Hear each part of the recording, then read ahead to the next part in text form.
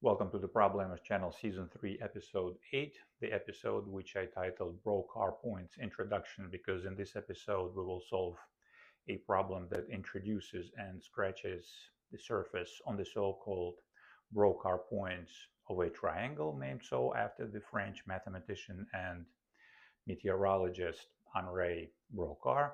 But before we do that, as a traditional and friendly reminder, if you're joining our channel mid-season, then first of all, thank you very much for your vote of confidence.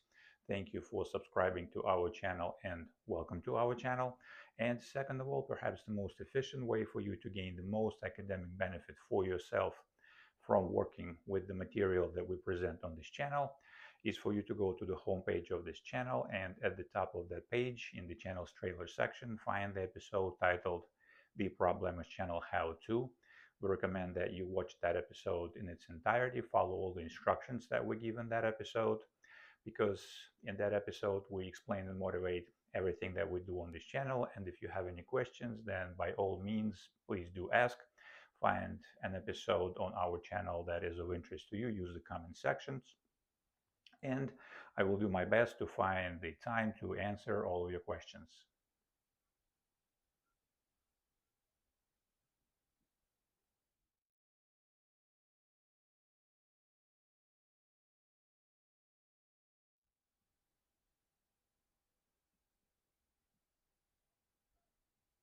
As I mentioned this at the end of the previous episode, in this episode we will be solving the mathematical problem S3E8, and that problem apparently was given to the students in Hungary who were the participant of the corresponding mathematical Olympiad in the year of 1895. The year is shown over here, 1895. That was the problem number two during that competition. And apparently from this type of competitions, a bunch of problems were collected and printed in this book over here, the Hungarian Problem Book number 1. And the problem statement for this particular problem goes as follows. Given an arbitrary right Euclidean triangle A, B, C, over here for definitiveness, I took it that the magnitude of the interior angle of the parent right triangle ABC at the vertex B, shown over here with the square mark, is pi over 2 radians over here. This is just my choice. You guys can choose the right angle in this triangle to be anything you like. And the objective is, given such a Euclidean right triangle, describe or come up with an algorithm that uses nothing but the Euclidean tools alone, a straight edge and a compass, and following which it is possible to construct the point N that is located inside of the given parent right triangle ABC, such that the magnitudes of the three angles shown over here on the right side of your screen all equal one another, and these angles are NAB, the angle NAB shown over here in red, the angle NBC, the angle NBC, and the angle NCA, shown over here in red, NCA. And at the end of this book, the authors published two different solutions of this problem, but as I mentioned again at the end of the previous episode, I will not be discussing the solutions that are given in this book. I will be discussing my solution of how I solved this problem in real time, and amazingly enough, across a great multitude of problems that I solved over my lifetime, I was actually able to write down my solution path and my search for the solution for this problem as it unfolded in real time. And in this episode, I will retell that story, guys, to you in as close fashion as possible. Of course, it will be not the exact copy, but the gist of it, of how I solved this problem in real time, is as follows.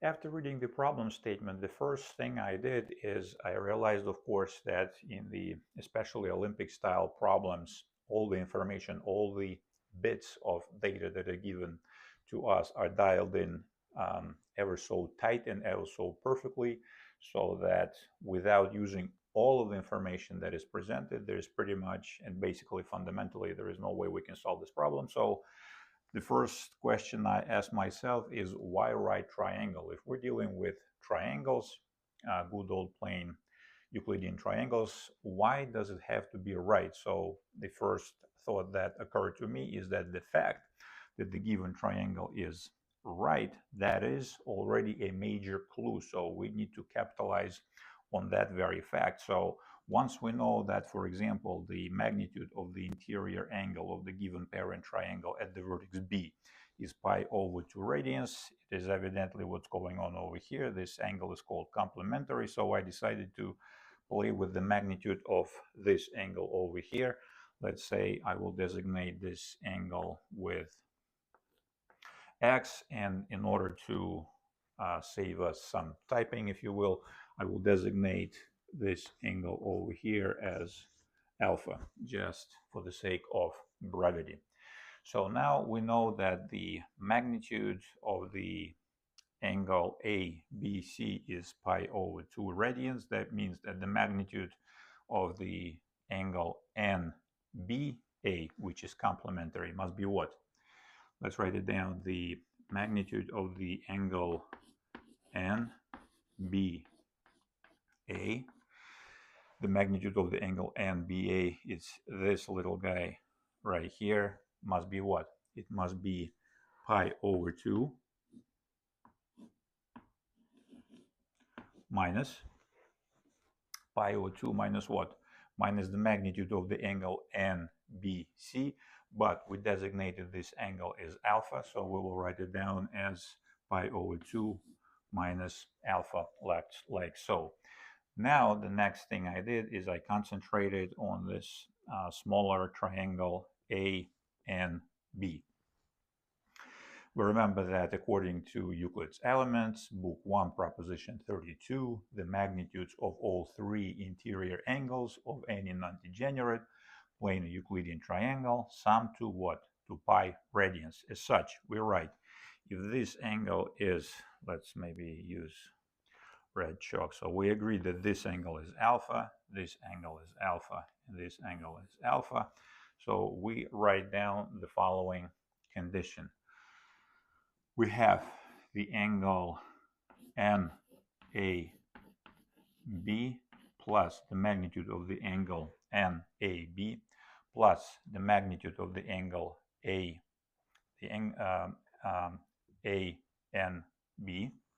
plus the magnitude of the angle ANB plus the magnitude of the angle NBA plus the magnitude of the angle NBA must be pi radians. This is our typical middle school observation. Now in our terms we write the magnitude of the angle NAB is alpha plus the angle ANB is x plus the magnitude of the angle NBA, which is what? Which is this guy. So this guy comes over here verbatim, plus pi over 2 minus alpha is equal to pi. So what do we have now once we open up the parentheses? Alpha plus x plus pi over 2 minus alpha is equal to pi. And what does that mean? Alpha with the plus sign, alpha with the minus sign cancel each other out. X plus pi over 2 is equal to pi. From here, it follows what?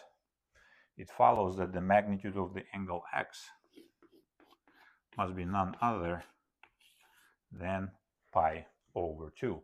So the angle ANB is actually right.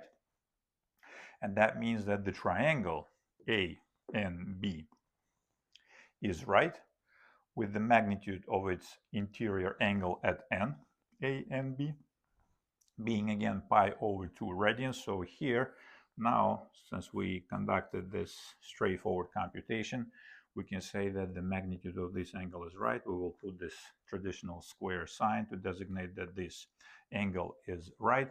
And once I realized that this angle is right, well, technically, again, in real time, I went to my records when I was preparing this episode. I also tried to chase these two angles right here, C and B, for example, and C and A, this guy and this guy. But apparently, I couldn't take this any further. And later on, again, for the purity of the experiment, I will not ruin any of the pleasure of solving this problem on your own for you guys, but I will tell you that that was a mistake on my part. Again, in the fog of war and in the adrenaline rush to solve this problem, I walked away from analyzing these angles, and there is an interesting solution to be found here if we are to analyze these angles, but again, I did not do it. What I did over here, however, after I figured, okay, there is nothing to be done over here with these two angles, the magnitude of this angle is known, it's quite pleasant, so let's concentrate on this triangle A and B, which is right, as we proved. And the next question I asked myself is, what does that mean?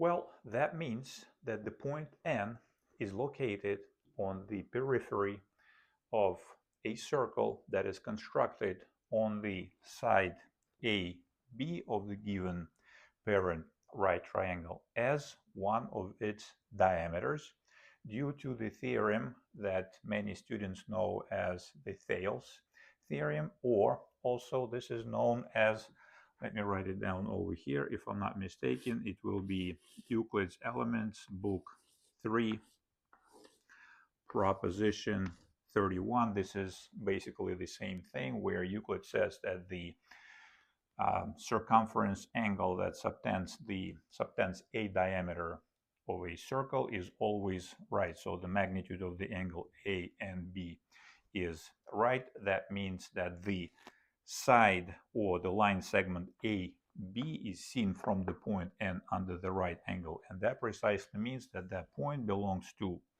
a circle. I designated that circle as sigma AB because the side AB of the given triangle is used as a diameter on which this circle is constructed, and constructing that circle with Euclidean tools alone with a straight edge and the compass is less than trivial.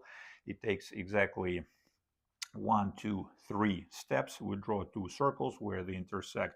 We construct a straight line PAB, lowercase p, PAB, that is perpendicular to the side AB of the given triangle in such a way that the point where PAB, let's write it down over here also in green,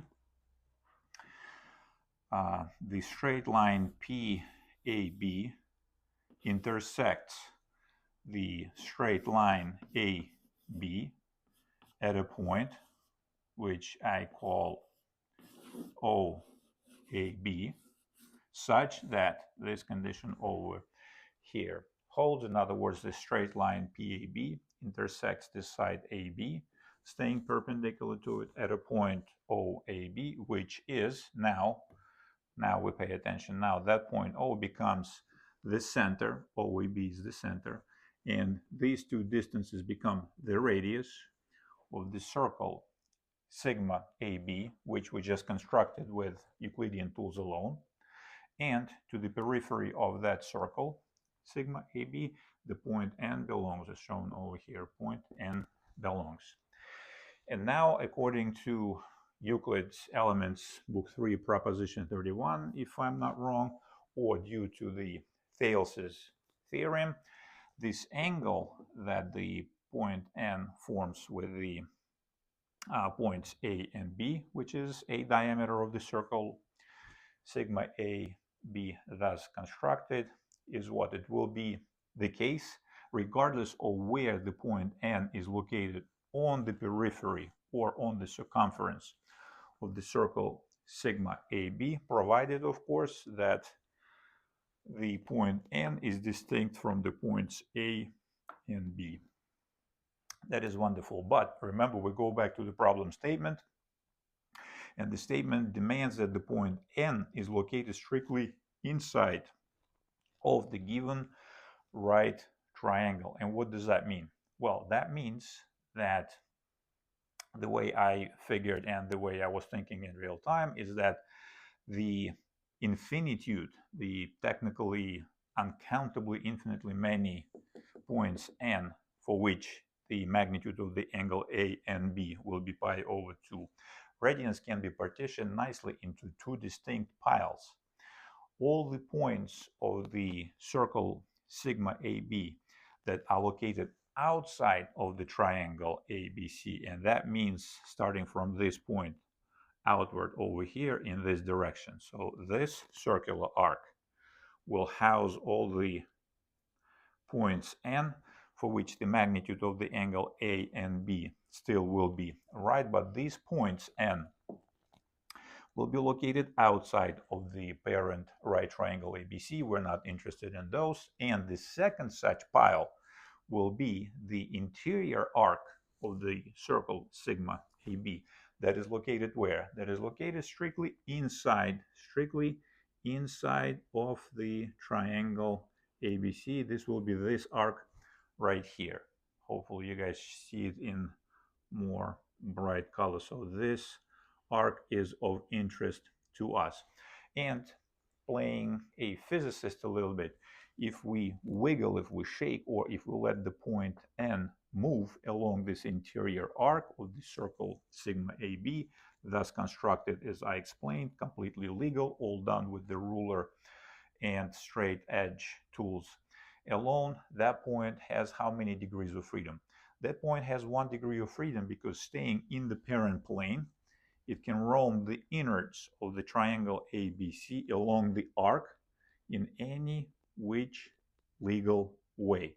So as the point N, in my mind, I unbuckle this point from the particular situation and I let this point run along this interior arc of the circle sigma AB. And evidently, again, due to our favorite theorems, no matter how the point N moves along the interior part of this arc, the magnitude of the angle A and B will always be right. That is the beauty of this theorem due to Thales or Euclid's Elements, Book 3, Proposition 31. Awesome. Now I thought, okay, as the point N roams the interior arc of the circle sigma AB, leaving this angle right here, right? What is going on with these angles over here? Evidently, the magnitude of this angle will vary. The point N comes close to the point B. It runs back towards the hypotenuse of the triangle AC. So the magnitude of this angle will somehow smoothly or continuously, gently will change back and forth. And that is fine. This angle will remain the same. But as the magnitude of this angle changes, what will happen over here with this angle?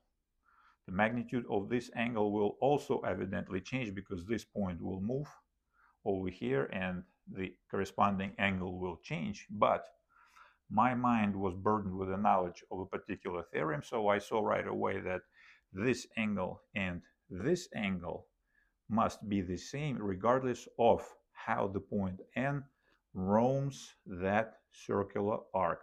And you guys can think on your own to make it more fun for you. What is this theorem? And the question that I asked myself, again, just to keep things above water and to make the following arguments mathematically correct and sound, what does that mean? That the point N can safely travel along the interior arc of the circle sigma AB. In this particular problem, What is the meaning of that fact, or of the fact that the point N has, so to speak, 1 degree of freedom?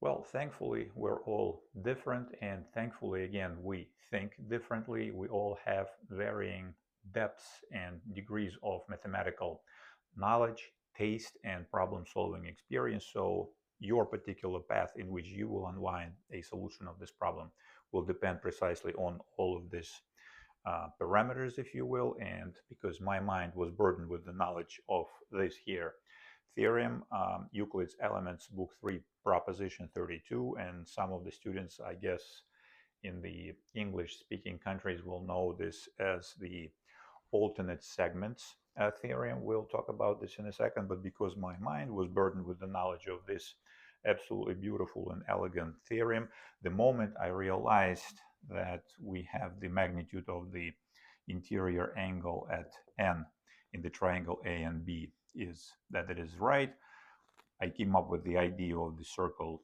sigma AB, and at that point I instantly, pretty much in my mind, saw this here theorem, and the way it works is as follows. Let's discuss this briefly. So in his Elements in Book 3, Proposition 32, Euclid proves a theorem, which in modernity some students probably know this in the English-speaking countries as the alternate segments theorem.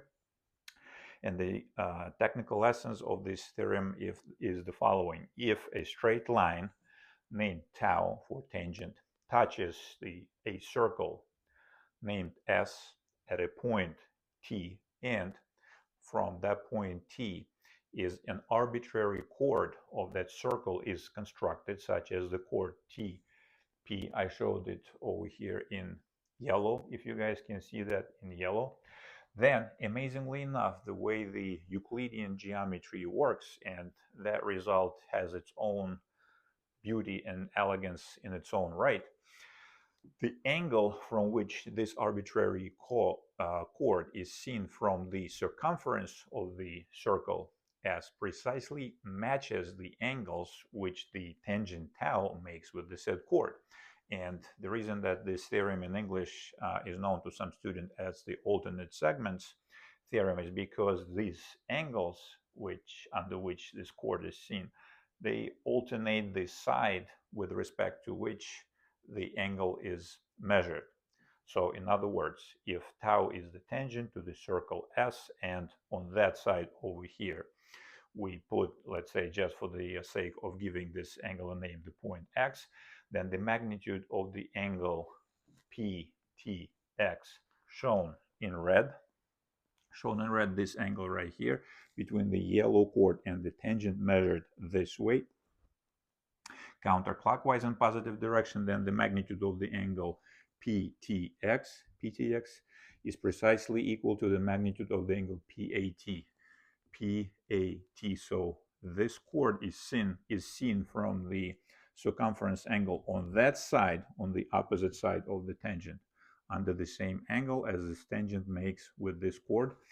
And the other way, if on that side of the point of tangency T we put another letter just for the sake of giving it a name, then the magnitude of the angle PTY, the angle that the tangent tau makes with the same chord but measured in the opposite direction, let's say, the angle shown in green, that the magnitude of the angle PTY will precisely match the magnitude of the angle PBT, or the circumference angle over here, that is again seen from the opposite, so to speak, side with respect to which the angle of the circle S with the tangent tau is measured. That is it. It's not very complicated, but it's very beautiful theorem in its own right, and it's actually quite helpful in all sorts of problem solving scenarios. So now let's take this theorem and plop it on top of what we have and what I saw in real time when I was solving this problem.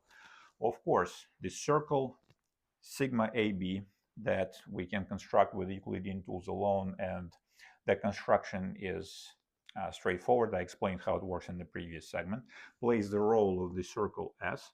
What is the tangent tau in our setup? Well, the role of the tangent tau in our particular setup is played by what? By the remaining side of the given parent right triangle. BC, evidently, of course, yes, and the point of tangency T here is played by which character? By the point B. So at the point B, the straight line that passes through the points CB is perpendicular or tangent to the circle sigma AB, and that straight line will be evidently, again, orthogonal, perpendicular to the side AB. The triangle ABC is right. So in some sense, as I was solving this problem, I was thinking, probably that's what the author of this problem thought about when he or she constructed that problem. Evidently, actually putting the carriage in front of the horse a little bit, apparently that's not what they were thinking, but that was my idea. So what is going on over here? What is the equivalent of the point P that makes a chord of the given circle through the point of tangency in our setup? Well, evidently, of course, that's the point N right here. Point N is what the point P in the original Euclid's theorem. What is the chord TP in our setup? Well, it's the chord BN. So far, so good. And what is the equivalent of the angle PAT? The angle from which the chord is seen on the opposite side of the angle that is being measured. Well, this is our angle right here, BAN, or NAB, if you will. So this is our setup. And precisely by Book 3, Proposition 32, what do we have? And this is what I saw, because when you saw in real time, of course, things are always very chaotic. They're very messy. Your mind races and catches glimpses of how you can solve this problem. Some glimpses that your mind catches are promising, and you can unwind them and drill them down into solutions. Some glimpses are completely wrong or off, and they lead you into a dead end. They do not work. But as your mind races to solve this problem, it catches these glimpses back and forth, flashes of, I see what's going on. So this is what I saw in real time when I was solving this problem. So to cut the long story short, by Euclid's Book 3, Proposition 32, also known as, in the English-speaking countries, I'm thinking, the alternate segments theorem, we have that the side of the given parent right triangle CB must be tangent to the circle sigma AB. And again, come back to the idea of playing a physicist a little bit. When we unbuckle this point N from this angle, for now, we throw it out as the point N that possesses 1 degree of freedom legally roams the interior arc of the circle sigma AB. Two things happen. The magnitude of the interior angle of the corresponding triangle A and B remains right at all times. This is good news. And moreover, the magnitudes of these two angles, the angle NAB and NBC, and these are precisely the two angles out of 3 that were given in the problem statement, remain what? They remain exactly the same due to our theorem that Euclid proved. So this is the setup that I saw, but the question is, okay, now, as long as the point N legally moves exhibiting 1 degree of freedom over the inner arc of the circle sigma AB, of which the side AB of the given triangle is a diameter, and these two angles out of 3 remain the same, it does not mean at all that our third angle will match the magnitude of the third angle will match the magnitudes of these two angles. And this is the crux of the problem, the way I saw it. So what do we do? How do we bring this angle over here, NCA, into this mix and lock the particular position of the point N such that the magnitudes of all 3 angles that are demanded precisely equal one another? In other words, what do we have to do to this setup over here in order to solve this problem and propel our solution forward? Well, again, as your mind races to solve this problem. I will not bother you guys with too many details in real time. I again went to the records before as I was preparing this episode. I actually also I split the point A in two, unbuckled the hypotenuse, put it perpendicular to this line AC, and played the same game, book 3 proposition 32, with the side CB as a diameter of a circle. And then I welded that circle to the copy of the hypotenuse AC that was sitting like this, and then I started bringing it down. So as the hypotenuse closes, let's put it this way, as the hypotenuse that sits perpendicular to this side, imagine there is a circle over here, as I pivoted this hypotenuse around the point C until it closes the shape and makes it a legal triangle, this circle that I constructed on CB as a diameter also turned with that, because remember, we weld that circle to our hypotenuse that is lifted into the horizontal position, and as we turn the hypothesis, it turns the circle. So once we lock everything in nicely, so we have our triangle, what will we have here? We'll have another circle, which will be what? Well, it will be another setup over here, so that we force, in some sense, the straight line AC, or the hypotenuse, to be tangent, to play the role of the tangent tau to the circle that we construct if we draw the perpendicular over here. And the reason that this maneuver is carried out is so that we can again play the same game with these two angles, let's say, with these two angles, and tie in this angle over here, NCA, with the angle NBC. And I will explain how that works in the next segment.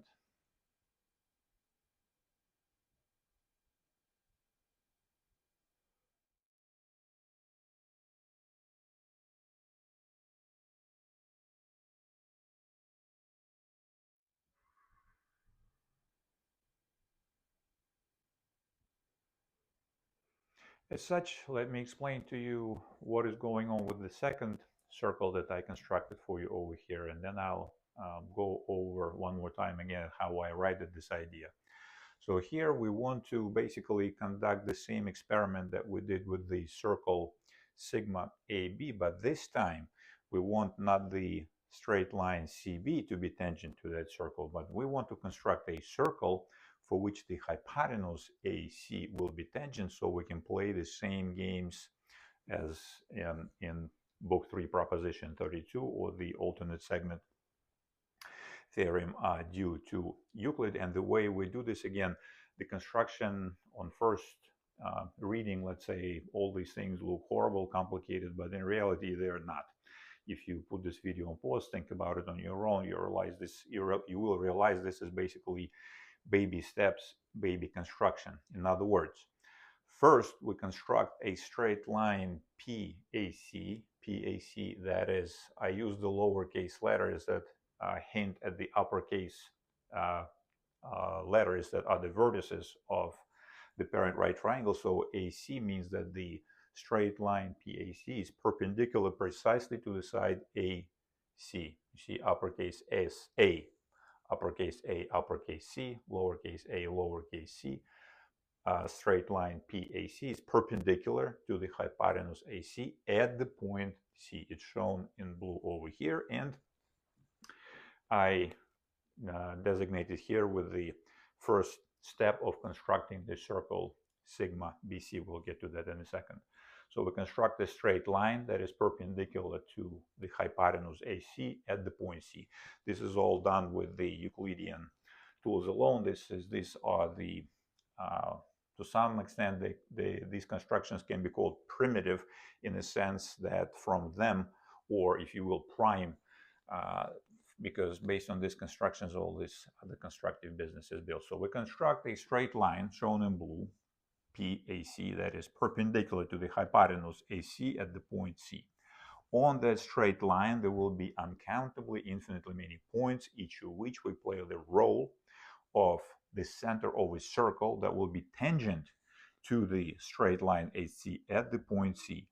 Infinitely many points, such points will be on that side on the straight line PNC, and infinitely many points on that side, each of which will be the center of a circle that is tangent to AC at C. To fix the unique circle, and the fact that this circle to which I refer is sigma BC tangent to C, is basically happens naturally due to how we worked with this circle sigma AB with the book 3 proposition to the alternate segments theorem. But the fact that we force that circle to pass through the point B is dictated by the spirit of the problem, because again, we want to concoct a scenario where the straight line AC is tangent to that circle, and in which the corresponding chord forms the angles which are precisely the angles that we're looking for. These angles over here. And how can we do that? Well, we simply take the infinitude of circles that can be centered at the straight line PAB, and we eliminate all this infinitude and come up with one by basically constructing a perpendicular bisector of the side CB. It is that straightforward. This guy, P, the circle runs over it, but this is PBC. So bisect BC with the straight line PBC, again perpendicular to the side BC, such that this straight line cuts the side BC at a point O, such that BO is equal to OC. This guy, see, BO is equal to OC in length. BO is equal to OC is length, and PBC, this guy, I'm not sure if you guys are still confused, let me do it again here. This straight line over here is PBC, perpendicular to the side BC, perpendicular bisector. And here, lastly, the straight line PAC that we constructed in the first step will intersect with the straight line PBC that we constructed in the second step at the point O sub BC, this point right here, and that point is the center of the circle sigma BC, and the distances BO BC and OBC to C, this guy is the radius. So this is the radius of the circle we constructed. We call it sigma BC. It's straightforward, middle school manipulations, nothing fancy over here. This is all straightforward and completely done with the Euclidean tools alone, very transparent. But now that we understand how this works, what do we do? Well, technically in real time, I put an arbitrary point. Again, you see we can partition the periphery or the circumference of the circle sigma BC into what? Into two distinct piles. One such pile will house all the points. Let's say, where do we put it? Well, let's put it here, over here, point P. I'll show it in yellow, point P. That is located outside of the triangle, this portion right here. And the second such pile will be the points that belong to the interior arc of the circle sigma BC, which we constructed as explained. Again, everything is straightforward. If you have any questions, use the comment section. Ask your questions there. But now to an arbitrary point P, and again, from between these two distinct piles, we're not interested in the pile that lives outside the triangle ABC. We're only interested on what's happening inside the triangle. So on this interior arc, we throw a point P, and onto this point and onto this setup, we unleash this beautiful alternating or alternate segments theorem, Euclid's Elements, Book 3, Proposition 32. What do we have? If the straight line AC is tangent to our circle, then we connect this point, let's say this way. And what is going on over here? Why are we bothering ourselves with all this business over here?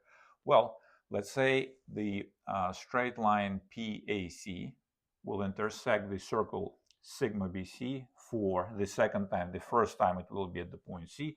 The second time it will be at the point D right here. See, this is the point D.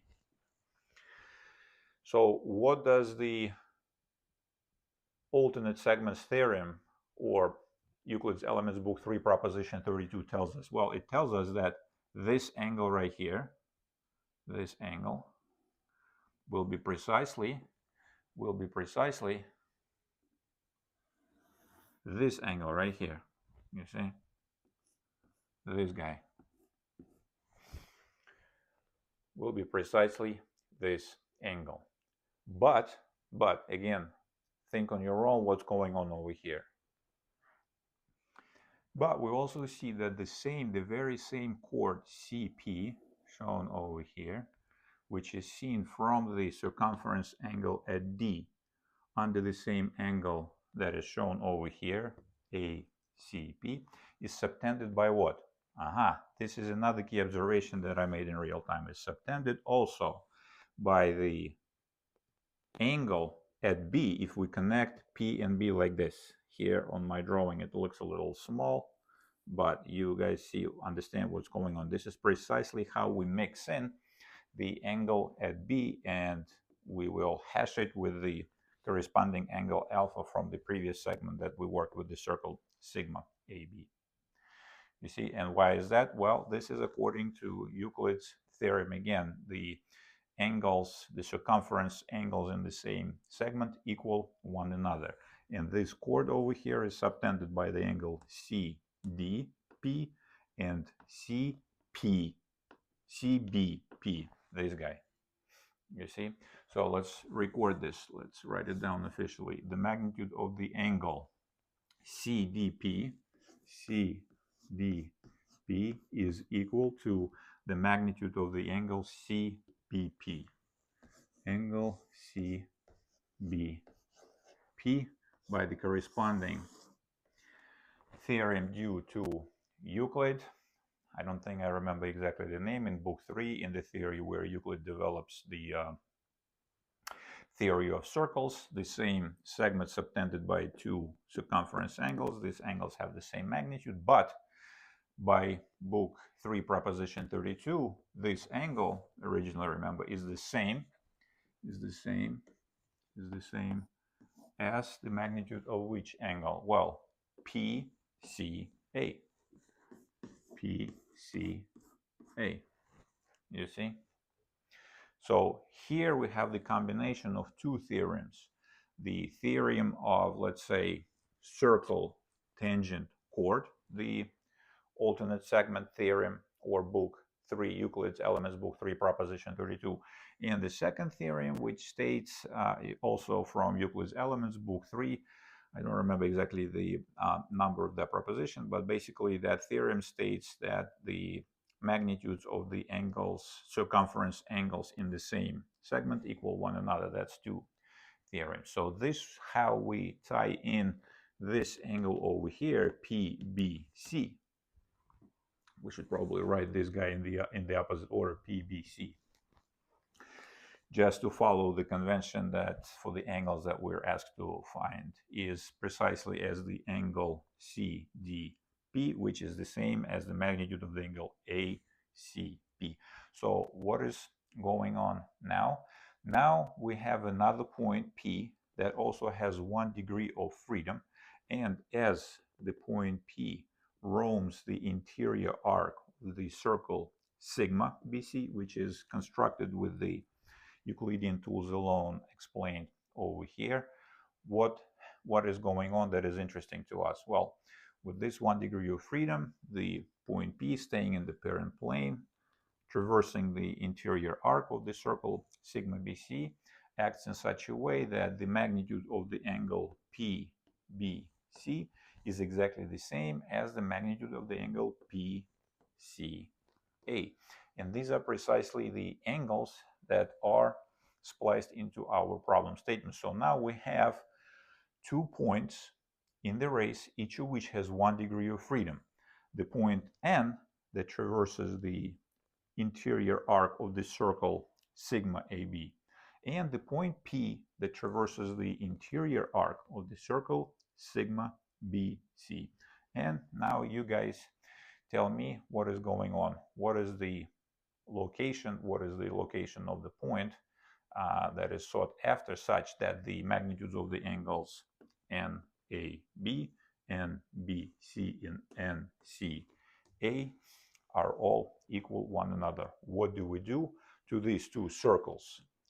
The circle sigma AB and the circle sigma BC in order to solve the problem. We essentially solve the problem. And before I take a short break and prepare the next segment, I wanted to share with you guys again the motivation for this circle, for constructing the circle sigma BC. Again, remember that when a polished solution is presented to us on this channel, we're not as much interested in the polished solution, but we're interested in the motivation of how that solution was generated way more than in the solution itself, even though, yes, make no mistakes, we value the solution too. So one more time, the motivation for the creation of the circle sigma AB, you guys all understand.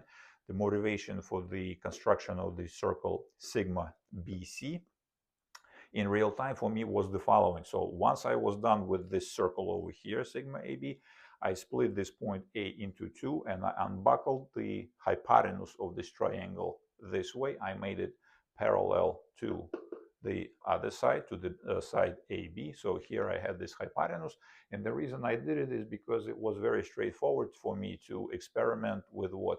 Constructing this circle on the side CB as a diameter and playing exactly the same game, book 3, proposition 32, the alternate segments theorem, the tangent circle chord theorem, when the hypotenuse AC, weirdly enough, was actually perpendicular also to the side CB. This is completely invalid triangle. This is not even a triangle. The hypotenuse cannot be perpendicular to any of the sides in the right triangle, but I made it so as a thought experiment, and I realized, if I do the same thing with the circle constructed on the side CB as a diameter, play the same games, I'll have another runner, the point P, and when the 2 points coincide, boom, if we arrange the rendezvous between these two circles, we have our winner. So then I started moving the hypotenuse back into its place, and because I welded this circle to the hypotenuse at the pivot point, as the hypotenuse turned into its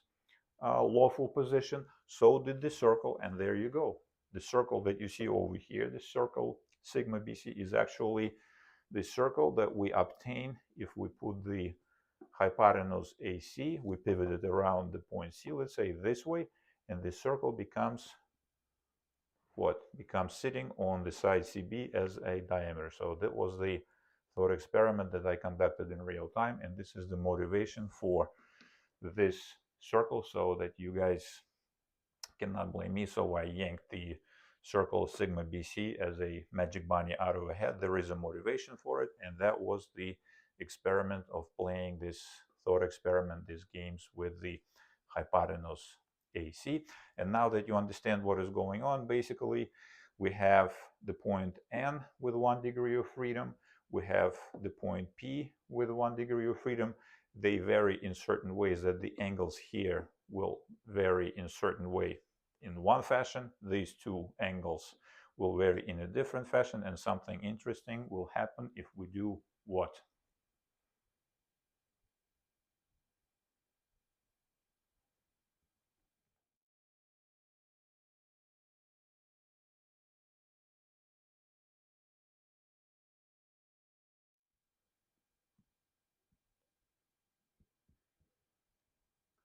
And in real time, once I realized what is going on here, the solution was born. If we basically take the point P that I explained where it comes from and the point N, each of which roam the respective interior arcs of the circles sigma AB and sigma BC, and we tend them to coincide, or in other words, if we take it that the point P and the point N are one and the same point, which technically means that this is where one of the points where our two circles, the circle sigma AB and sigma BC, intersect, then what will we have? Let's do the translation. Then the angle PBC, this angle PBC, this angle over here, this guy, PBC, which varies as theta. I did not put the theta over here, you guys see it's quite messy, but you understand what is going on. As the point P roams the inner arc over here, the angle PBC will vary in certain way as angle theta. But when the point P, let's say, where's my yellow chalk? If the point P is taken this way, you see this way, right here, we tend it this way, and the point N, let's say the point N was sitting over here, then we tend it over circle this way towards this point, the point where they intersect. What will happen? Well, the angle PBC will become the angle NBC because the points coincide. So the angle PBC will become the angle NBC, and their magnitudes, boom, lock in into the magic number that we're looking for.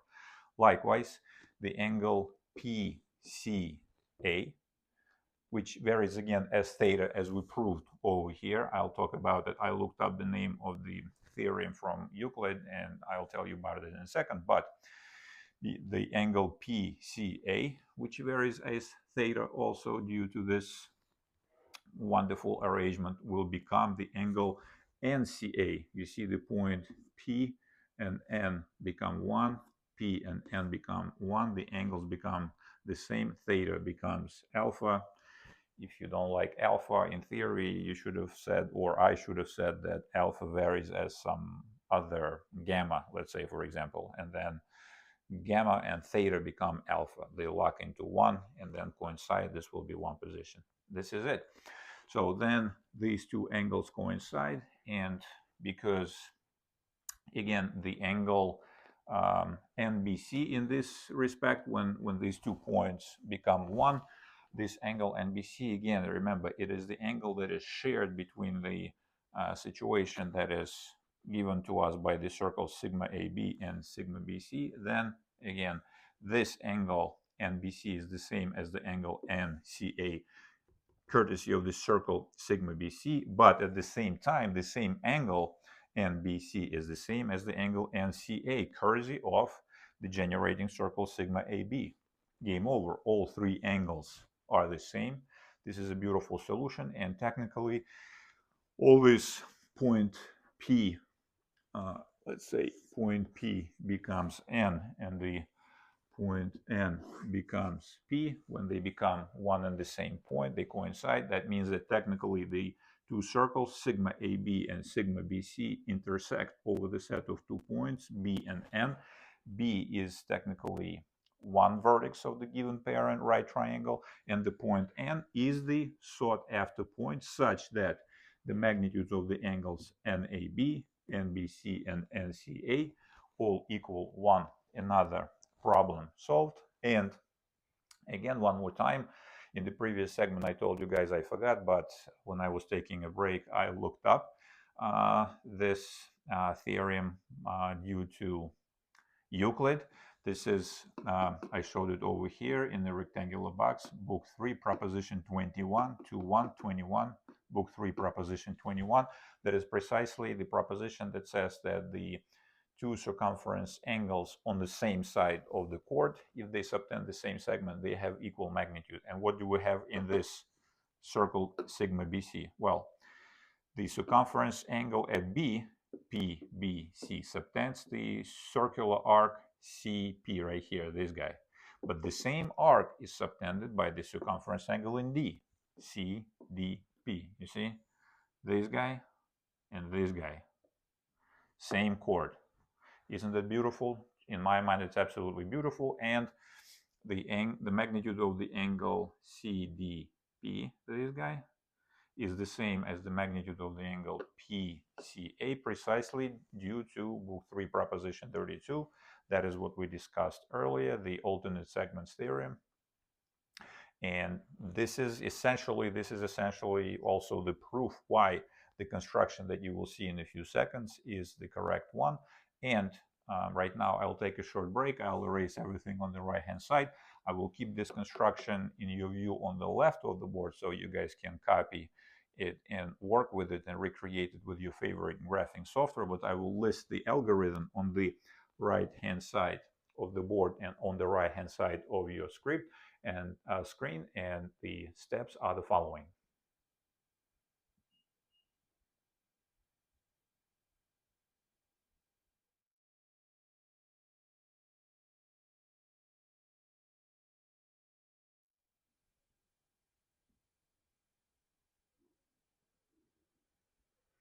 In order to locate the point sought after and the one that was identified in the problem statement, we can follow these steps. Step number 1, bisect the side AB of the given triangle that forms the right angle of this triangle with the straight line PAB that is perpendicular to AB in order to locate the point OAB on the side AB such that the distance between the points O and the vertices A and B is one and the same. In other words, the distance from the point A to the point OAB and the distance from the point OAB and the vertex B is one and the same as shown over here.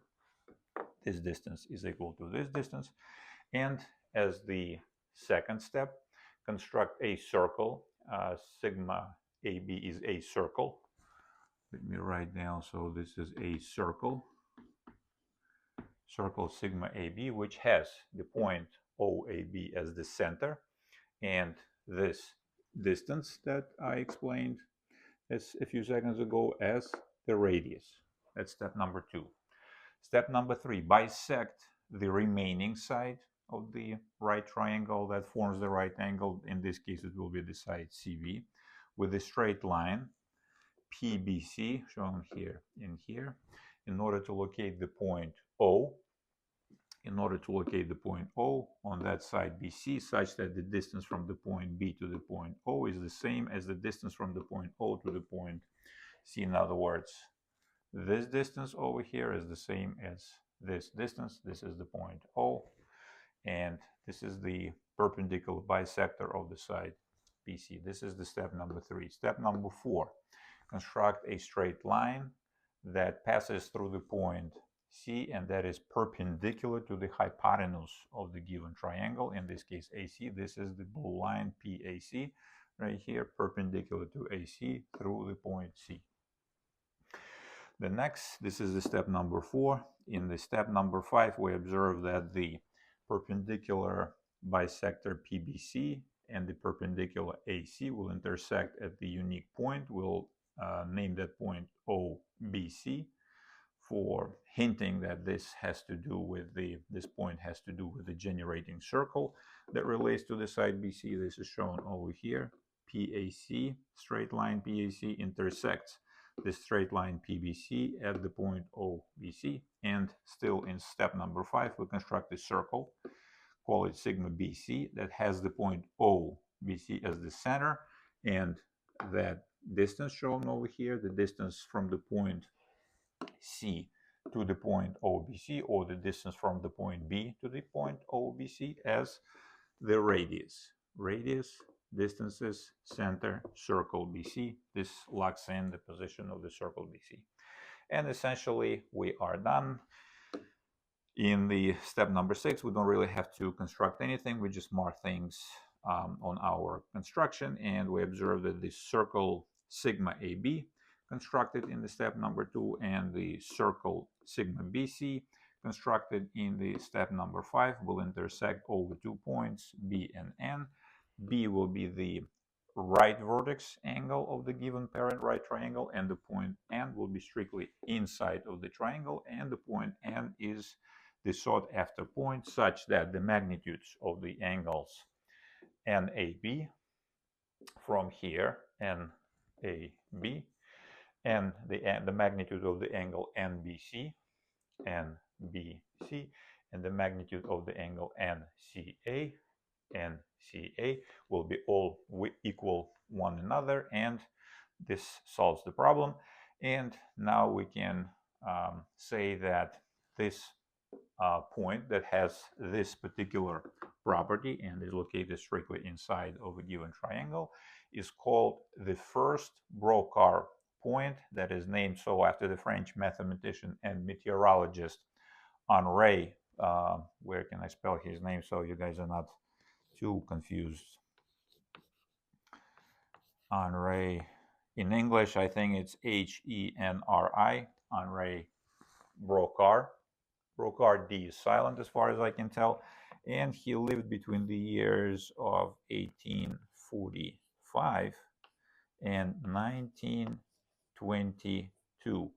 This is the years of his life, and his name, this point is called the first Brocard point. And evidently, again, after I solved this problem, I went off into the deep end of searching for the second point, because I realized right away that the fact that I latched on to the side AB is the diameter of a circle is an arbitrary decision on my part. We might as well swap these two circles, these two generating circles, with respect to each other, and instead of constructing a circle on the side AB as a diameter, we can construct, let's say, logically speaking, the first generating circle, where the a diameter of that circle will be the side CB, the side CB. We basically swap these two circles, trade positions, and we do the same.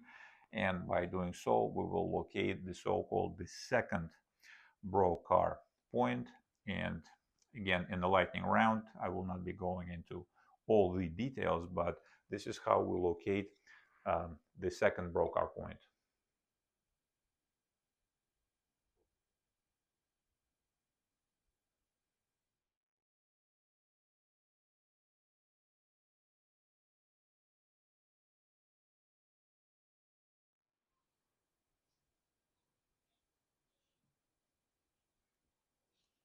As such, in order to construct the second Brocard point of a triangle in this specific problem, when the given triangle ABC is right, we follow the same steps as we did in the previous case, but we swap the roles of the sides AB and BC that form the right angle in this triangle. And do this: we bisect the side CB with this straight line over here. I will not be throwing the names of the straight lines, but you guys already understand. We bisect the side CB, obtain the point that is equidistant from the vertices C and B, and construct a circle, sigma BC, that uses the side CB as one of its diameters. Done. This is a straightforward construction. Next, we bisect the remaining side that forms the right angle, the side AB, shown over here with this yellow straight line. Again, I'm not giving the names to these straight lines, but again, maybe I should. So here, the bisector of the BAB, again, that can be carried out done with Euclidean tools alone. And for the next step, we construct a straight line PAC that is still perpendicular to the hypotenuse of the triangle AC, but this time at the point A, not at the point C as we did in the first case, you see, but at the point A. We move it from C to A over here, and the straight line PAC and PAB will intersect at the point OAB, at a unique point that will be, again, the center of the circle sigma AB, and the radius of that circle will be what? Well, the same distance from the vertex A as it is from the vertex B to the point OAB. This is it. And again, our circles sigma AB and sigma BC thus constructed will intersect at 2 points, B and Q. This time we pay attention. B will be the same right angle vertex of the parent triangle, but Q will be a point that will be distinct. That will be distinct from the point N that we created earlier. And here is another caveat of substance, is that the point Q will form the angles of the same magnitude with the corresponding vertices, which I read in the direction, so to speak, that is opposite to the direction in which the angles were formed with respect to the point N. In other words, we still have the same two generating circles, the circle sigma BC and the circle sigma AB. But this time the angles will be read in the following direction: QAC, this angle right here, QAC, then QCB, this angle right here, QCB, and QBA. This is this angle right here. So this is the point. These two circles intersect at 2 points where the point Q is such that this equality of the magnitudes of the angles of interest does hold. And essentially, again, for the same exact reasons, if we construct the same tangents and throw in the same theorems, it will be exactly, the proof will be exactly the same as in this case.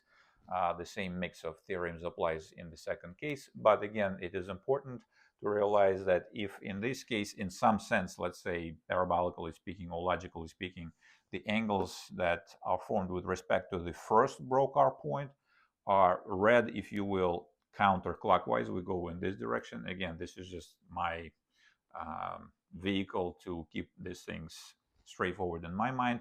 In this, with the point Q, they go in the other direction. They go this way. See?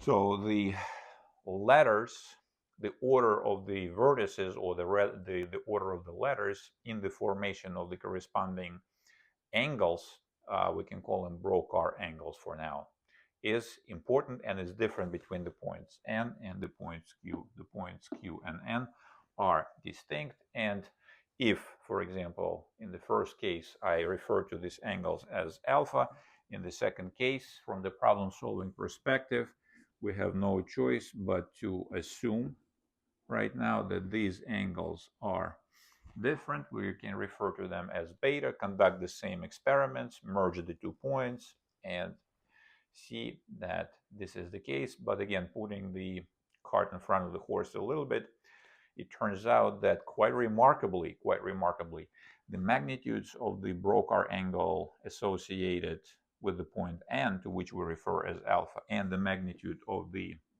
Brocard angle that is associated with the point Q, to which we refer as beta, they are one and the same. But because I do not really have the time to present a proof for you guys, and that is why the name of this episode is Introduction to the Brocard Points. For now, from the problem solving perspective and from the way things work in mathematics, the only correct stance to hold is to assume that these two angles are distinct, even though, spoiler alert, these angles, the magnitudes of these angles are actually not distinct. They're one and the same, and that is why these angles are referred to in English with the definite article the Brocard angle of this triangle, because it's only one angle. And maybe there will be enough interest in this subject. You guys let me know in the comments. I can put together another episode. It will be called, let's think about it, Brocard Points Take 2, for example, where I will share with you guys a way to prove that these two angles are actually one and the same. But anyway, in any case, in real time, once I realized that I can carry out this construction, I threw all the caution to the wind, and instead of drilling down and going back to my solution and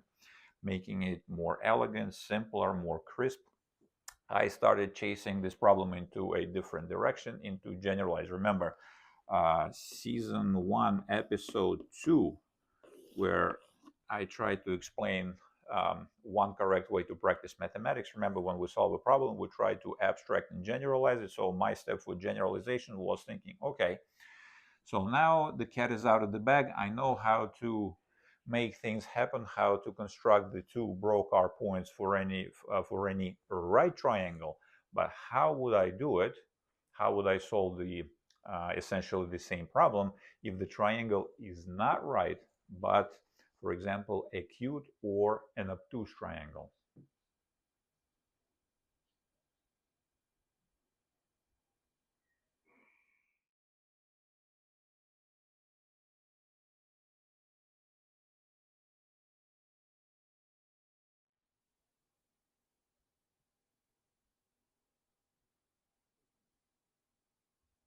If we're given an arbitrary planar Euclidean triangle, not necessarily right, and in this case, whether this triangle is acute or obtuse does not really matter, the construction is the same, then in order to construct the first Brocard point of such a triangle, A, B, C, let us concentrate on the left-hand side of our screens. Then we will begin the construction in pretty much the same way in which we started our construction for the right triangle.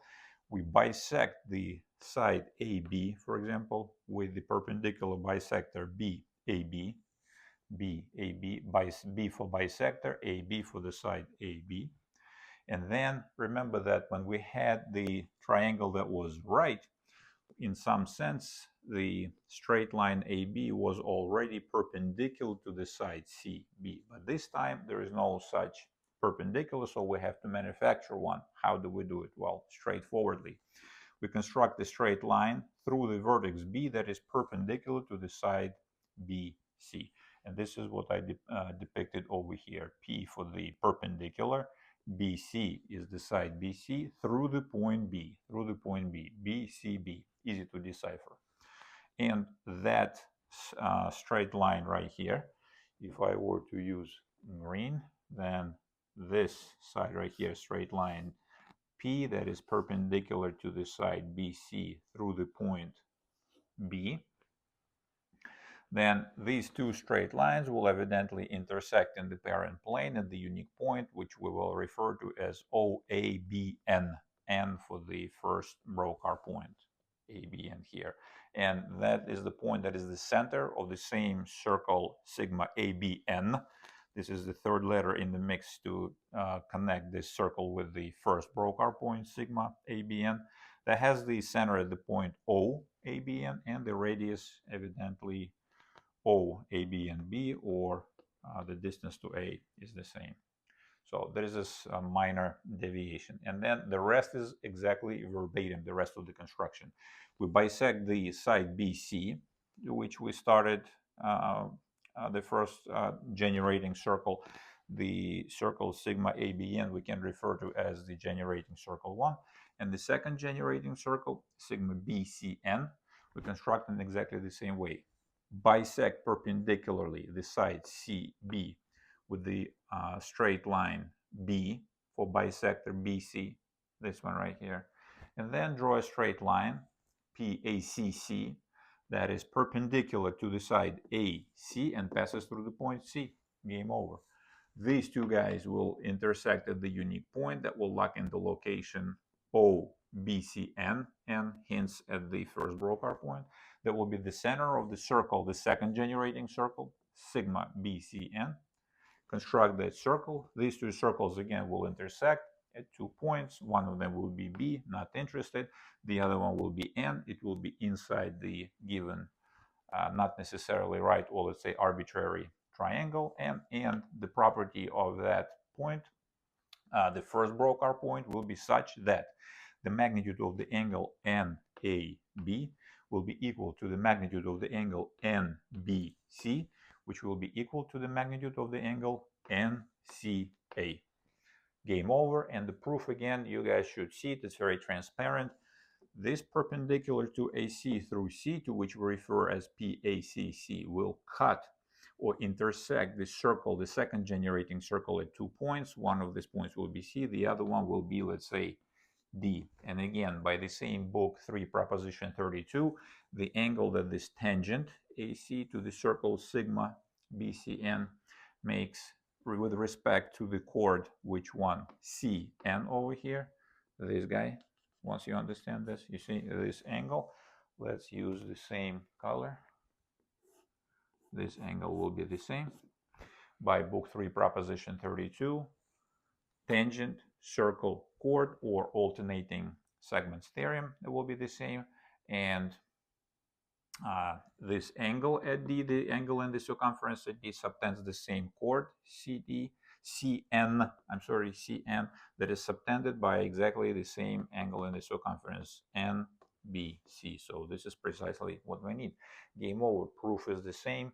The construction only changes slightly because, again, remember now that we have our, let's say, side CB is not perpendicular but under some other angle. We need to manufacture this guy, which before used to be the straight line AB. Game over. The line segment AB.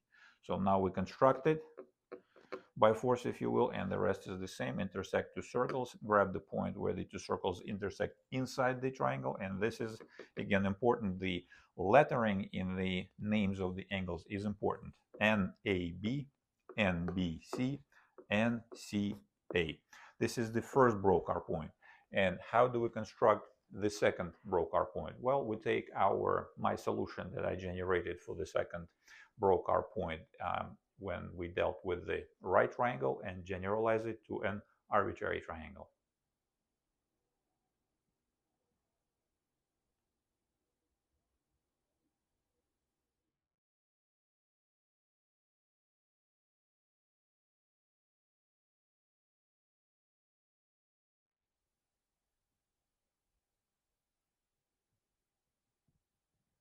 For the construction of the second Brocard point of an arbitrary planar triangle ABC, let us concentrate on the right side of our screens over here, where for distinction I drew the second generating circle in a different color. So what do we do here? Again, essentially the same thing that we did for the construction of the second Brocard point when we dealt with the right triangle.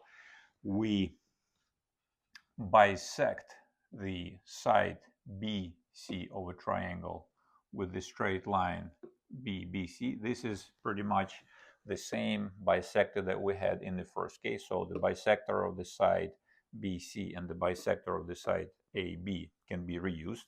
See, this one we have here and this one we have here. We have the same bisector here, the same bisector here. The delicate or nuanced, slightly nuanced difference is which circle, which generating circle will be tangent to which corresponding side. That's essentially the difference. So here for this generating circle that is shown in, let's say, red or burgundy or whatever this color is, what we do is we construct a straight line PABB that is perpendicular to the side AB and passes through the point B. See, this way. Because now we want the side AB to play the role of a tangent straight line that touches the circle sigma BCQ. So here the third letter Q connects us with the second Brocard point, the point Q. That is the difference in the lettering. Here the name of the circle was BCN for connecting with the first Brocard point, and here it's BCQ because now we're constructing the second Brocard point. Now, the perpendicular bisector BBC of the side BC and the straight line PABB that is perpendicular to the side AB through the vertex B will intersect at the unique point, which we refer to as OBCQ. Again, OBCQ. So thus we construct the circle, the first generating circle, sigma BCQ, centered at that point with the radius evidently OBCQB or equivalently OBCQC. This point is equidistant. O is equidistant from the vertices B and C. And voila, we have our generating circle, sigma BCQ, that is tangent to the side AB. And we bring it home with the second circle. Again, we already constructed the perpendicular bisector BAB of the side AB. We did it over here. This is our guy. It's the same usual suspect. Here we only construct the straight line PACA that passes through the point A and is perpendicular, you see, like this one, to the side AC. So this is the guy. So the bisector of the side AB and the perpendicular to AC through A will intersect at the unique point. We refer to this point as ABQ. Again, here it's Q. Here the point was N. Here it is Q to connect us with the second Brocard point of the triangle. And that's it. Game over. We construct the circle, the second generating circle, sigma ABQ, that has the center at the point OABQ constructed as I explained, and the radius of that circle is the distance from that point OABQ to either vertex of the given triangle A or B. This point is equidistant from these guys, from these two vertices, because it dwells on the perpendicular bisector of that side. And that's it, game over. The circle, the generating circle sigma ABQ and the generating circle sigma BCQ will intersect at 2 points, B and Q. The point B is not of interest to us. The point Q will be strictly inside of the given arbitrary planar triangle ABC, and the property of that circle will be the following. The magnitudes of the angles QAC, this angle right here, QAC, AC will be the same as the magnitude of the angle QCB, this angle right here, and it will be equal to the magnitude of the angle QBA, this angle right here. You see, and again, why is that? Well, it's the same mix of theorems, essentially the two theorems, book 3, sorry, proposition 32, according to which what? The angle between the tangent AB and the chord BQ, this guy, this angle, will be the same essentially as what? If our perpendicular to AB through BABB intersects our generating circle sigma BCQ for the second time at this point, and according to Euclid's book 3 proposition 32 or the alternate segments theorem, let's draw this guy so you guys see what's going on, how this works. This angle right here will be exactly the same. You see, this angle right here will be this angle, and this angle will be the same. But this angle in the circumference subtends the chord BQ or the shorter arc BQ on the same side of that arc as the point C. And this and the angle at the vertex C subtends exactly the same chord or exactly the same segment. And by book 3 proposition 21 this time, the circumference angles in any circles that are located on the same side of the segment in the same segment equal one another. So we have this angle equals to this angle equals to this angle, and this is precisely what we want. The proof is basically the same. And now that you guys understand how these things work for an arbitrary triangle, I would like to say that in real time, by the time I went through all this analysis and made all these constructions, I realized that they work. The proof is, a proof is correct, but then at some point I decided, okay, let me look at the back of this book to see what kind of solutions did the authors of this book present, or the authors of this Math Olympiad preserve. And in this case, there were two solutions of this problem that are presented in the back of this book, and none of them match my solution. My solution is totally different, and I was quite happy that I was able to carve my own path. But out of these two solutions that are presented in this book, I would like to share with you guys the second solution that was presented there, because it is so elegant.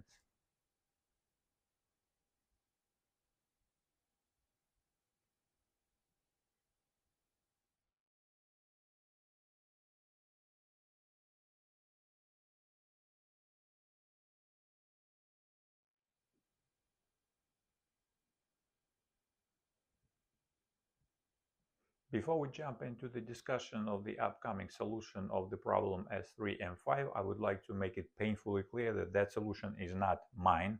I shared my solution with you guys in the previous segments, and the whole point and my personal stance when it comes to mathematics, physics, or computer science is that a story behind how a result was achieved is way more important than the result itself, because if we can generate a story, then we can generate a result. And if we can wiggle, shake, or move the storyline a little bit here or there, this way or that way, we can change the result, and so on. So here, throughout all the material that I present on this channel, I try to make this idea perfectly clear that a story behind the result is way more important than the result itself, and I share these stories with you in the public setting, so to speak. So this solution over here was not motivated at all. If you own this book, you basically open up the end of this book, and at the end of this book, the author, whoever printed this book, just says, here is the solution number 2, boom. And if anyone of our viewers knows how to motivate that solution, then please, by all means, share your idea with us in the comment section. But the essence of this solution is basically Euclid's book 1 proposition 29, where he says that if a straight line let's say, if a straight line falls on two parallel straight lines, and it makes the alternate angles equal one another. So what's the suggestion of the author of this book for the second solution of this problem? Let's say ABC is our right triangle with the right angle being at the vertex B.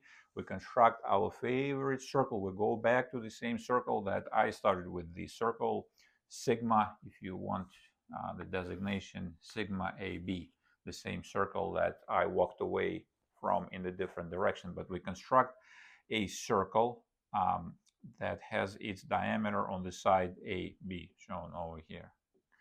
Now, here is the deal. The important line I showed you guys in red, this line L, is constructed in such a way that it is parallel to the side AC, parallel. See? And it passes through the point B. So parallel to the side AC through the point B. So that straight line L that is parallel to the side AC will intersect the circle sigma AB that is constructed on the side AB as one of its diameters at two distinct points, the point B and point D.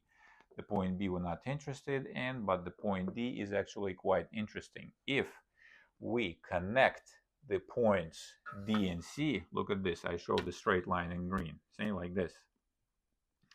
Then the straight line through the points DC will intersect the circle sigma AB at the point N, and this is, boom, this is the winner. This is the first Brocard point N. And why is that? Well, let's think about it. In our circle, the angle in the circumference at A, B, A, N, or in terms of the problem, N, A, B, subtends which segment? BN, right here, this is the guy. And that same segment is subtended by which angle? By angle in the circumference AD, on the same side as A. See, on the same side. So by what this time? We remember book 3, proposition 21. See, this is 21. Shows up again, as in my solution and in my motivation and proof and in this one. So by this theorem, the magnitude of the angle at D that subtends the same segment is the same. This one, the magnitude of the angle NAB is the same as the magnitude of the angle NDB. But because the straight line L was parallel to AC and the straight line DC is falling on these two parallel lines, then it makes the alternate angles equal one another. So the angle in this case, let's say BDN, is the same as ACD, but the point N is collinear with the straight line DC, so the angle ACN is the same, or in terms of the problem, how the problem was stated, NCA. And the game is over. Again, why is the magnitude of the angle NBC equal to the magnitude of the angle NAB? Well, you guys tell me why that is, because the side BC is tangent, and again, our favorite menu, this is book 3, proposition 32. Again, the same mix of theorems shows that this is true. So now, once we make this observation, again, I do not really know, there is no motivation for this solution. This is just yanked out of the thin blue air. Boom, this is how it works, and it is beautiful, it is elegant. It's only one circle construction. It works, but I do not know what the motivation is. If any of you guys can motivate, share your motivation with us in the comment section. So here we basically now we construct the solution steps as follows. We take our triangle ABC, we construct the circle sigma AB on the side AB as on its diameter. We snap the straight line L that is parallel to AC through the point B, because we know where B is.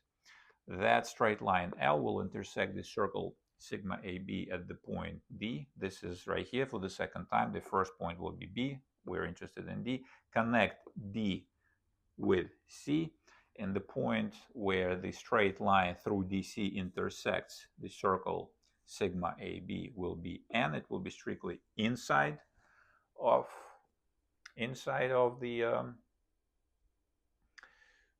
triangle ABC, and the game is over again. When it comes to book 1 proposition 29, I think that's the previous one states that if the angles are the same, like this, in the straight line falls on two other straight lines forming alternate angles the same, then the two straight lines are parallel indeed. So maybe you have to grab proposition 28 here. I'm not sure. I don't remember what's the exact one, but I think it's this one. So because these straight lines parallels, the alternating angles are equal, and voila, we have the equality of the angles in this particular order, and that elegant solution generalizes very well for an arbitrary planar triangle.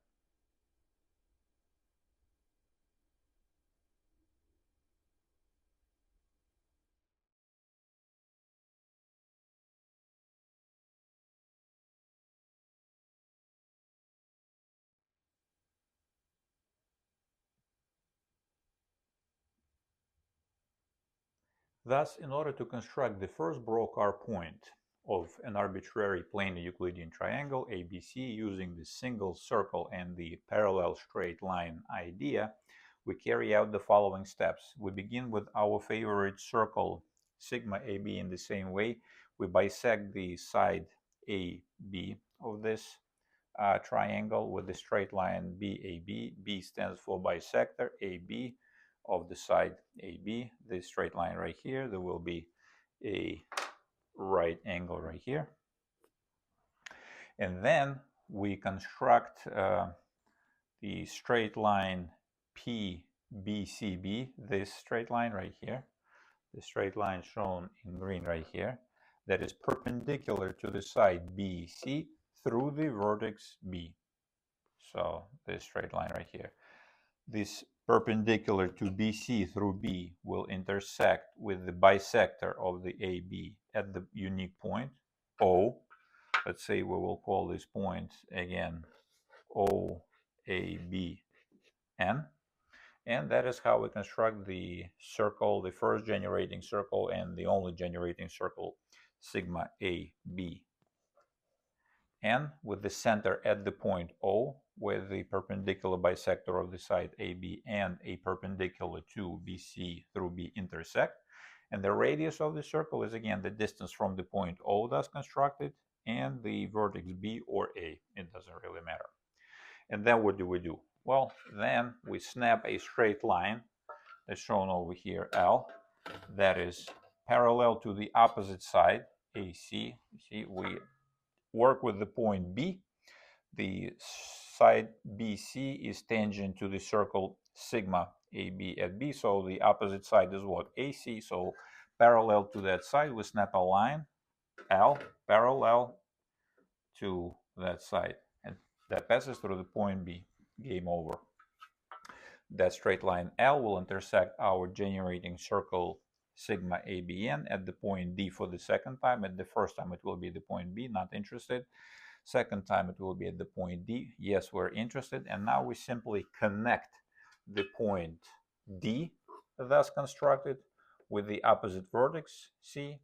The straight line that passes through the points D and C will intersect our circle sigma ABN at 2 points, evidently, at the point D, which is located outside, and the point N that is located inside of the given arbitrary Euclidean triangle ABC. And the property of that point will be such that the magnitudes of the angles shown in red, NAB, NBC, NBC, and NCA, will be all one and the same. And again, why is that? Well, the proof is more than transparent, because the straight lines AC and L are parallel. The alternate angles, this angle and this angle, are the same, but this angle subtends the arc BN, which is the same arc that's subtended by the angle in the circumference A on the same side, this guy. So this angle is equal to this angle is equal to this angle, but this angle is also equal to this angle. Why is that? Book 3, proposition 32, tangent, circle, chord theorem, or alternate segments theorem. Game over. This takes care of the first Brocard point of an arbitrary planar Euclidean triangle.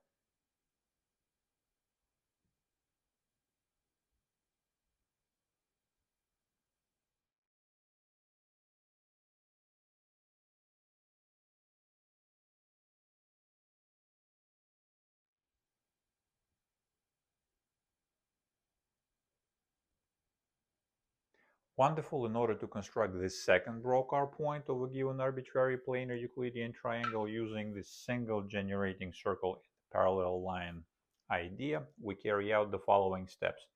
Again, we bisect the side AB with the straight line BAB that cuts the line segment AB in half. We all understand the technology, but this time, instead of making the generating circle sigma, let's call this guy sigma ABQ. Instead of making that circle tangent to the side CB at B, we'll make it tangent to the side CA at A.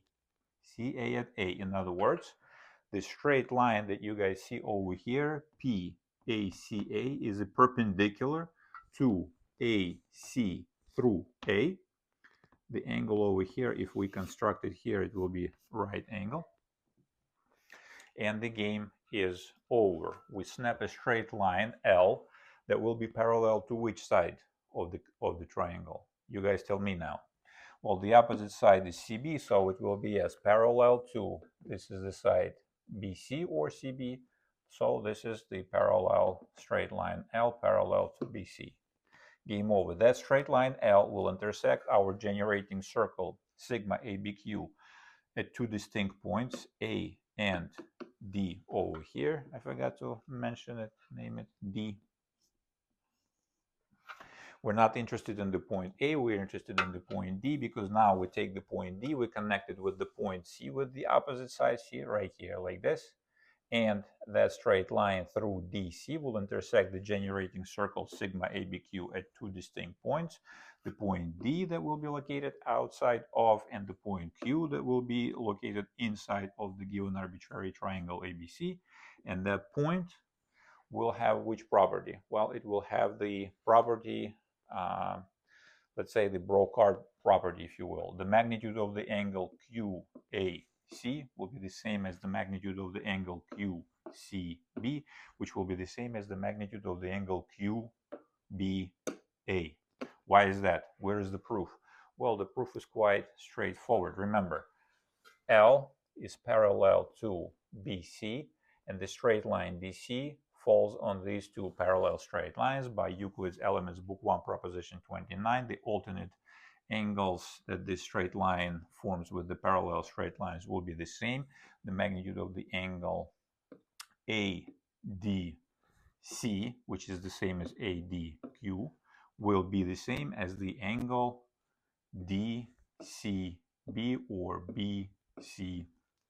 But the point Q is collinear with the straight line DC. It sits precisely on that line, so the angle QAB will be exactly the same as the angle QDA. But the angle QDA subtends, this angle right here, subtends which arc? AN or QA. And that same arc is subtended by what? By the angle in the circumference at the point B on the same side of the segment QN. You see? This guy on AN and this guy on AN. Game over by Euclid's Elements, Book 3, Proposition 21. The magnitudes of these angles are the same. So we have this angle equal to this angle, which is equal to this angle. And why are these two angles the same? Well, you guys tell me already by Euclid's Elements, Book 3, Proposition 32. CA is tangent to the generating circle sigma ABQ at A.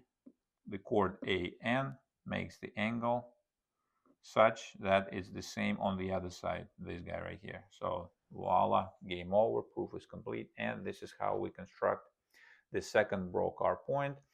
Again, I want to make it painfully clear, guys, that that idea of single circle and a parallel line is not mine.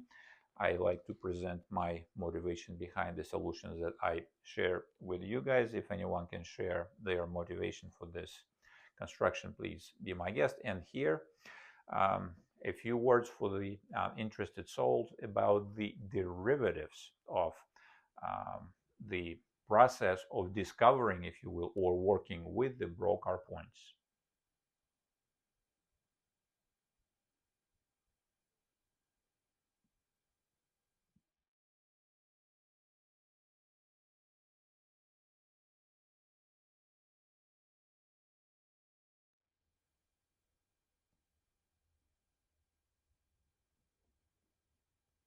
As an extra for curious souls, in my experience, it is always the case that when we develop a solution of an interesting problem in mathematics, physics, or computer science, there are always side stories, or in mathematical speak, subgroup, subset, sub-story develops. And it is interesting to chase down these different sub-stories and excavate as much material as possible from these sub-stories.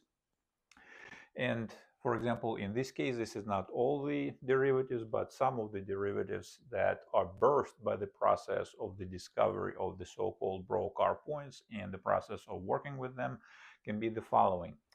First derivative is this particular problem shown on the left side of your screen over here. Given a line segment shown in blue over here, let's say AB or whatever the fixed length given this line segment, and the magnitude of the angle, the question is, what is the locus of points in the parent plane from each of which this line segment is seen under one and the same angle?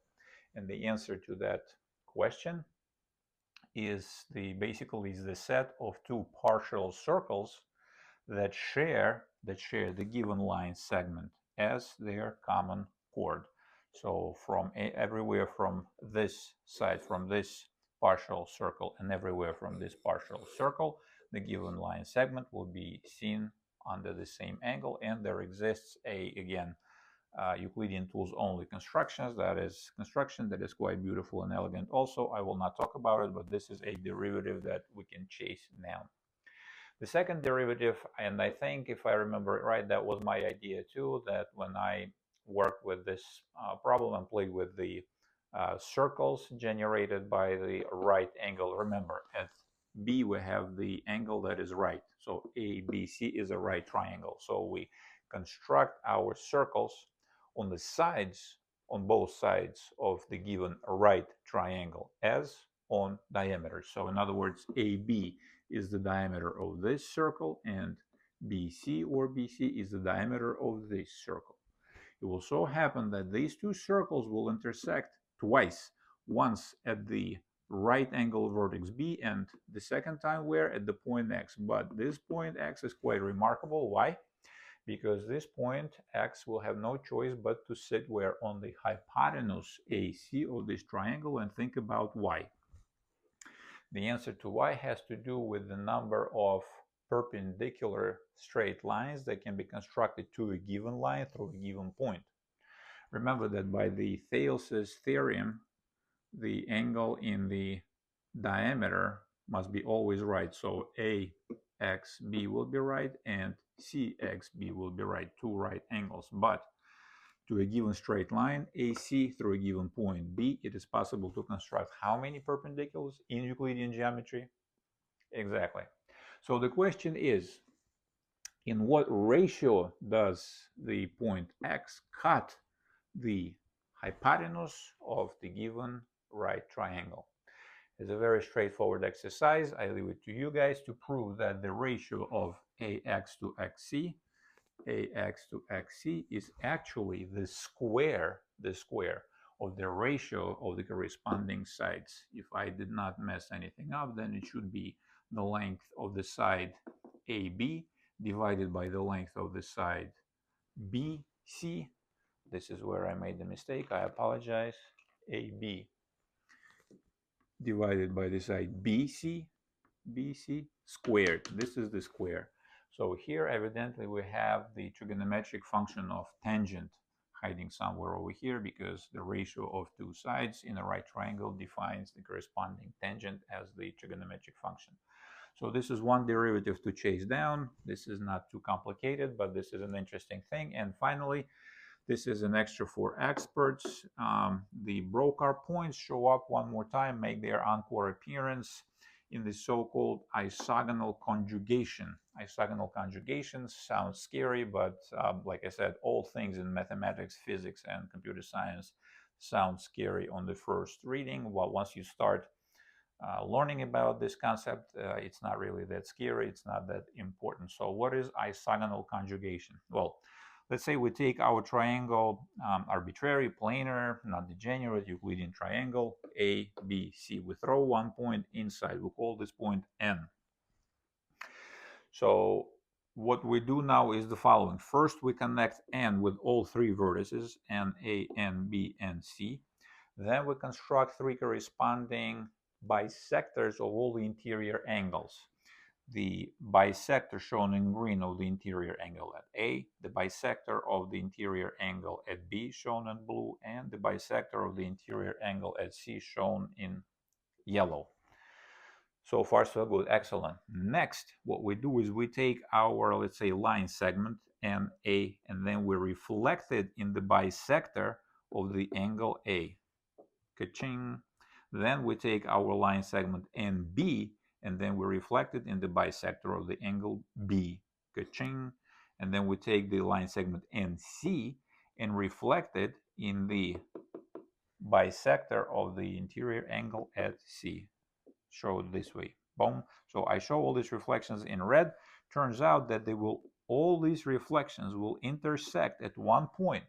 Just like, remember, for example, the center of mass. The barycentric coordinates come to mind when we look at this, but these three reflections of the three line segments NA, NB, and C and the corresponding bisectors of the interior angles, as I showed, remarkably enough, intersect at one point, and that point over here will be called exactly the isogonal conjugate of the given point N. And conversely, we can also show that if we take the isogonal conjugate, this point over here shown in red, and put it through all the same gyrations, boom, we'll come back to the original point. So carrying out the same isogonal conjugation of one and the same point as a composition in rapid succession, one after another, restores the original back to its original location. So why is this? What's going on with this isogonal conjugation? Well, remarkably enough, again, it turns out that our Brocard points and let's say I'll use another color for Q. Let's say I'll call this point Q. So the let's say isogonal conjugation of the point N, isogonal conjugate of the point N, is precisely of the first Brocard point, is precisely the second Brocard point, and conversely, the isogonal conjugate of the second Brocard point, Q, is precisely the first Brocard point, N. This is quite interesting in its own right, but again, this is just, I mentioned this on the tangent as an extra for experts. We will not be doing this, taking this any further in this episode. It's enough for this episode. That is why this episode is called Introduction, Brocard Points Introduction, because again, it is understandable why in Hungary in 1895 they gave the problem with right angles to the younger students, presumably who were not in college yet, so that they can handle it within the time frame. But with the proper approach to mathematics, in the second, let's say, episode in Brocard Points Take 2, if there will be interest in the audience, what will we have to cover to make things right? Well, first of all, we have to show that the first Brocard point for any arbitrary triangle exists. We have to show existence. Then we have to show uniqueness, so that we have to prove that the first Brocard point is unique. For example, we can show that it must exist, but there cannot be more than one such point that will be unique. We'll do the same for the second Brocard point. It exists and it's unique. That's the couple more proofs. Then we need to prove that the Brocard angles, remember, the angles to which we referred as alpha and beta, are actually one and the same. And we can take it further. There are different ways to manipulate this angle. Let's say the Brocard angle is theta. So theta will be a Brocard angle. Well, it can be shown, for example, such a funny thing. The trigonometric function of sine of theta cubed will be equal to sine of alpha minus theta times the sine of beta minus theta times the sine of gamma minus theta, where alpha, beta, and gamma are the magnitudes of the interior angles of a triangle ABC. So there is a lot going on. That is why this episode is introduction. Quite a lot of material to cover on the deeper study. And again, with this episode, I wanted to show that when we read, for example, a solution of a particular problem that is polished, that is crisp, that is elegant, I want you guys to understand that is virtually never happens on the first go with the problem.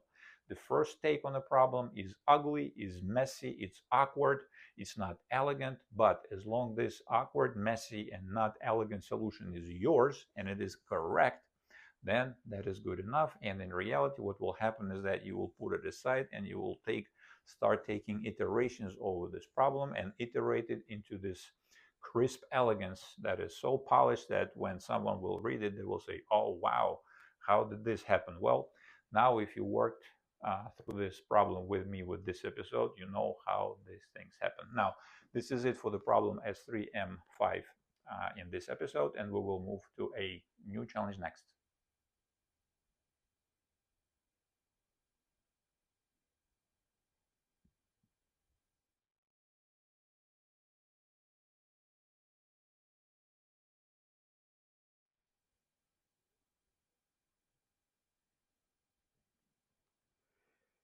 Our next challenge will be a problem in mathematics, S3M6, and after that we'll take on a problem in physics that will have something to do with infinity, albeit in a very straightforward manner, but still, that question was posed years ago in quarter, so I answered it, and then we will look at how infinity can be used in physics at the middle school level to begin with. So in the mathematical problem S3M6, the challenge is the following: invent a way to evaluate finite sums based on a popular in combinatorial analysis way or approach of proving certain combinatorial identities, such as, for example, this one. So this problem is reasonably challenging, and again, it exercises or exposes the core idea of what mathematics is. It's not a mind-numbing symbolic shuffling just for the sake of symbolic shuffling. This is dealing with and solving open-ended problems. There is no algorithmic approach for you guys over here. There is no algorithmic template to follow. Invent, if you don't like the word invent, discover, come up with, synthesize, generate, figure out how can this be done, and using that way that you will invent over here, evaluate the following infinite sum, where the summation index runs from 0 to positive infinity, and the summand is the following. It's the ratio of two quantities. In the numerator we have n itself, and then in the denominator we have our favorite number e raised to the power of n. So what is the name of the real number that sits on the other side of this here infinite sum? Using, again, this is the key, using the way that you invented over here. You look at the way, at a way in which combinatorial identity is approved, a popular way.